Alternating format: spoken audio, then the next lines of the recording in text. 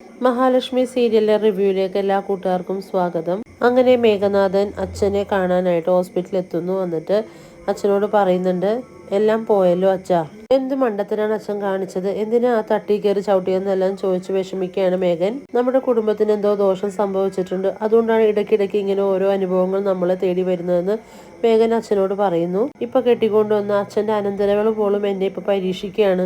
ഈ സമയം അച്ഛനോട് പറയാൻ പാടില്ലാത്താണ്, എന്നാൽ പോലും എനിക്ക് പറഞ്ഞില്ലെങ്കിൽ എന്റെ മനസ്സിന്റെ ഭാരം കൂടുമെന്ന് പറഞ്ഞ് മേഘൻ പറയുകയാണ്. ഇപ്പോ ആ മഞ്ജു അവന്റെ പിന്നാലെയാണ് കറങ്ങി നടക്കുന്നത്. അവൾ ഉടുത്തൊരുങ്ങി പോകുന്നത് ആ മാർക്കോനെ കാണാൻ വേണ്ടിയിട്ടാണെന്ന് പറയുന്നതോടെ വാമൻ ഒന്ന് ഞെട്ടുന്നുണ്ട്. ഞാൻ കണ്ടച്ചാ അവന്റെ ബൈക്കിന്റെ പുറകിലിരുന്ന് അവൾ പോകുന്നത്, അവളും അവനും എങ്ങനെ പരിചയപ്പെട്ടതെന്ന് പോലും എനിക്കറിയില്ല എന്ന് പറഞ്ഞ് മേഘനാകെ സങ്കടപ്പെടുകയാണ്. എന്തായാലും അവര് തമ്മിൽ ഇപ്പൊ പ്രേമമാണെന്ന് പോലും എനിക്ക് സംശയമുണ്ടെന്ന് പറയുന്നുണ്ട് മേഘൻ. അതുകൊണ്ടാണ് അവൾ വ്രതമെന്നെല്ലാം പറഞ്ഞ് എൻ്റെ അടുത്ത് നിന്ന് അകന്നു പോകുന്നത് അച്ഛാ. വല്ലാത്തൊരു മോശ സമയമായി പോയ അച്ഛാ, ഈ മോശ സമയത്തിന് കൈയും കാലും വെച്ചതുപോലെ ആയി പോയി എന്നെല്ലാം മേഘൻ പറയുന്നുണ്ട്. ഇനി എന്തായാലും എല്ലാം ശരിയാവുമായിരിക്കാം എന്നും പറഞ്ഞ് മേഘൻ അവിടുന്ന് പോകുന്നു. ഒന്നും പ്രതികരിക്കാനാവാതെ വാമദേവനെല്ലാം കേട്ടങ്ങനെ കിടക്കുകയാണ്. അങ്ങനെ മഞ്ജുവാണ് സാഗറിനെ വിളിച്ചറിയിക്കുന്നുണ്ട് മേഘനാഥന്റെ തെറ്റിദ്ധാരണകളെല്ലാം. ഇതറിയുന്ന മാർക്കോ ആണെങ്കിൽ പൊട്ടിച്ചിരിക്കുകയാണ് ചെയ്യുന്നത്. അതേസമയം ലോപ്പസ് ചോദിക്കുന്നുണ്ട്, ഇനി കണ്ണൻ സാറിനും മഹാലക്ഷ്മി മാഡത്തിന് ഇതെല്ലാം അറിയാമായിരിക്കും എന്ന് ചോദിക്കുമ്പോൾ, അറിയാണെങ്കിൽ അവരോടൊക്കെ സത്യം പറയാലോ, ഇവനാണ് പ്രതിയെന്ന്. സാഗർ പറയുന്നുണ്ട്, അയ്യോ മാർക്കോ, അങ്ങനത്തെ പണി ചെയ്യല്ലേ, കാര്യങ്ങളൊക്കെ കോളായി പോകും. ഒരു കാലത്തും കണ്ണൻ സാർ മഹാലക്ഷ്മി മാഡം ഞങ്ങൾ ഒന്നിക്കാൻ സമ്മതിക്കില്ല എന്ന് സാഗർ പറയുന്നു. മാർക്കോ പറയുന്നുണ്ട്, അതുപോലുള്ള ഒരു നെറുകേടാണല്ലോ നീ മഹാലക്ഷ്മിയോട് ചെയ്തത്. മേഘന്റെ മനസ്സിലൊരു സംശയം കടന്നുകൂടിയത് കാരണം ഇനി അവരുടെ വീട്ടിലെ മഞ്ജുവും മേഘനും തമ്മിൽ എന്നും പ്രശ്നങ്ങൾ ഉണ്ടായിക്കൊണ്ടേയിരിക്കും. സാഗർ പറയുന്നുണ്ട്, മഞ്ജു അങ്ങനെ വിട്ടുകൊടുക്കുന്ന പ്രകൃതക്കാരിയൊന്നുമല്ല. മാർക്കോ പറയുന്നുണ്ട്, അങ്ങനെ വിട്ടുകൊടുക്കാൻ പാടില്ലല്ലോ, അങ്ങനത്തെ ഒരു നെറുകേടാണല്ലോ അവൻ അവളോട് ചെയ്തത്. കല്യാണത്തിന് മുൻപ് ഒരു കാമുകിയും അതിലൊരു കുഞ്ഞുമുണ്ടെന്ന് അറിഞ്ഞാൽ ഏതു ഭാര്യക്കാണ് സഹിക്കുന്നത്?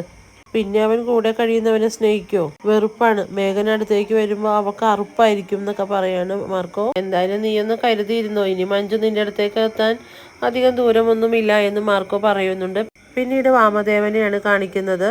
വാമൻ ചോദിക്കുന്നുണ്ട്, എന്തായി ഡോക്ടറെ? അപ്പോൾ ഡോക്ടർ പറയുന്നു, നട്ടെല്ല് പൂർണ്ണമായും തകർന്നിരിക്കുകയാണ്. ഇനി എത്ര നാൾ ഈ കിടപ്പ് കിടക്കേണ്ടി വരുമെന്ന് പറയാൻ പറ്റില്ല. എവിടേക്കെങ്കിലും പോകണമെങ്കിൽ വീൽ ചെയറിന്റെ സഹായം വേണ്ടി വരും. ഇത് കേൾക്കുന്ന വാമൻ പറയുന്നുണ്ട്, അങ്ങനെയാണെങ്കിൽ എന്നെ അങ്ങോട്ട് കൊന്നുകൂടെ ഡോക്ടറെ എന്ന് ചോദിക്കുന്നു. ഡോക്ടർ പറയുന്നു, നിങ്ങളെ രക്ഷിക്കാനാണ് ഞങ്ങൾ ഇതെല്ലാം പഠിച്ചിവിടെ വന്നിരിക്കുന്നത്, അല്ലാണ്ട് ശിക്ഷിക്കാനല്ല എന്ന് പറയാണ്. പിന്നെ നാളെ മുറിയിലേക്ക് മാറ്റും. അത് കഴിഞ്ഞ് ഡിസ്ചാർജ് ആയി കഴിഞ്ഞ് വീട്ടിൽ പോയാലും കുറച്ച് നാൾ ഇങ്ങനെ തന്നെ കിടക്കേണ്ടി വരുമെന്നെല്ലാം മാമനോടായിട്ട് പറയുന്നുണ്ട്. പിന്നീട് കാണിക്കുന്നത് കണ്ണനെയാണ്. കണ്ണനാണെങ്കിൽ കാലുകളെല്ലാം ചലിപ്പിച്ച് നോക്കുകയാണ്. അങ്ങനെ കണ്ണന് തന്നെ ഒരു ആത്മവിശ്വാസം തോന്നുകയാണ്. അങ്ങനെ കണ്ണന്റെ രണ്ട് കാലും കണ്ണൻ ചലിപ്പിക്കുന്നത് ദുർഗ കാണാനിടയാകുന്നു. ഇത് കാണുന്നവർ ദുർഗ ആകെ ഞെട്ടുന്നുണ്ട്. ദുർഗ ആത്മാർത്ഥമായിട്ട് പ്രാർത്ഥിക്കുന്നുണ്ട്, ദൈവമേ ഇവൻ എഴുന്നേറ്റ് നടക്കാനായിട്ട് സാധിച്ചേക്കല്ലേ എന്നെല്ലാം പ്രാർത്ഥിക്കുന്നു. അങ്ങനെ കണ്ണന്റെ പരിശ്രമം കൊണ്ട് തന്നെ കണ്ണൻ എഴുന്നേൽക്കുകയാണ്. ഇത് കാണുന്ന മഹാലക്ഷ്മിക്ക് വളരെയേറെ സന്തോഷമാവാണ്. അങ്ങനെ ശത്രുക്കൾ ഒന്നടക്കം ഞെട്ടുകയാണ് കണ്ണന്റെ ഈ തിരിച്ചുവരവിൽ. പിന്നീട് കാണിക്കുന്നത് സാഗറിനെയും മഞ്ജുവിനെയാണ്. സാഗർ മഞ്ജുവിനെ വിളിക്കുന്നുണ്ട്. എന്നിട്ട് ചോദിക്കുന്നു, തന്നെ ഞാൻ എപ്പോൾ വന്ന് വിളിച്ചാലും താൻ ഇറങ്ങി വരാൻ തയ്യാറാണോ എന്നെല്ലാം ചോദിക്കുമ്പോൾ മഞ്ജു പറയുന്നുണ്ട്, അതിന് സമയമാവട്ടെ, അപ്പം ഞാൻ നോക്കാം എന്നെല്ലാം പറയുന്ന സമയം അവിടേക്ക് മേഘനാഥൻ വരുന്നുണ്ട്. മേഘനാഥൻ ഇതെല്ലാം കേൾക്കാനിടയാകുന്നു. ഇതോടുകൂടി മഞ്ജു ഞെട്ടി നിൽക്കുന്നത് കാണിച്ചാണ് ഇന്നത്തെ എപ്പിസോഡുകൾ അവസാനിക്കുന്നത്. വീഡിയോസ് എല്ലാം ഇഷ്ടമാവുകയാണെങ്കിൽ ലൈക്ക് ചെയ്യുക, സബ്സ്ക്രൈബ് ചെയ്യുക.